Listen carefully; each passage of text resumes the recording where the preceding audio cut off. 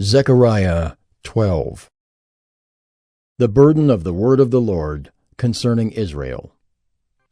Thus declares the Lord, who stretched out the heavens and founded the earth and formed the spirit of man within him. Behold, I am about to make Jerusalem a cup of staggering to all the surrounding peoples. The siege of Jerusalem will also be against Judah. On that day I will make Jerusalem a heavy stone for all the peoples. All who lift it will surely hurt themselves, and all the nations of the earth will gather against it. On that day, declares the Lord, I will strike every horse with panic, and its rider with madness. But for the sake of the house of Judah I will keep my eyes open, when I strike every horse of the peoples with blindness.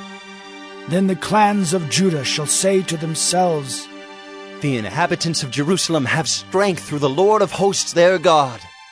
On that day I will make the clans of Judah like a blazing pot in the midst of wood, like a flaming torch among sheaves. And they shall devour to the right and to the left all the surrounding peoples, while Jerusalem shall again be inhabited in its place in Jerusalem.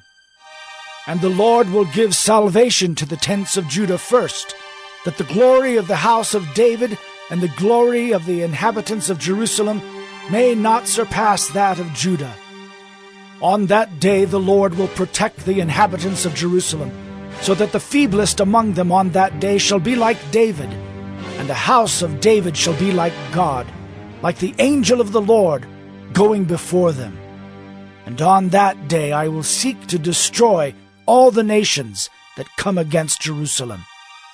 And I will pour out on the house of David and the inhabitants of Jerusalem a spirit of grace and pleas for mercy, so that when they look on me, on him whom they have pierced, they shall mourn for him, as one mourns for an only child, and weep bitterly over him, as one weeps over a firstborn.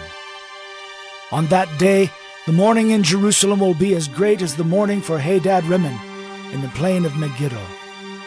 The land shall mourn, each family by itself, the family of the house of David by itself, and their wives by themselves, the family of the house of Nathan by itself, and their wives by themselves, the family of the house of Levi by itself, and their wives by themselves, the family of the Shimeites by itself, and their wives by themselves, and all the families that are left, each by itself, and their wives by themselves.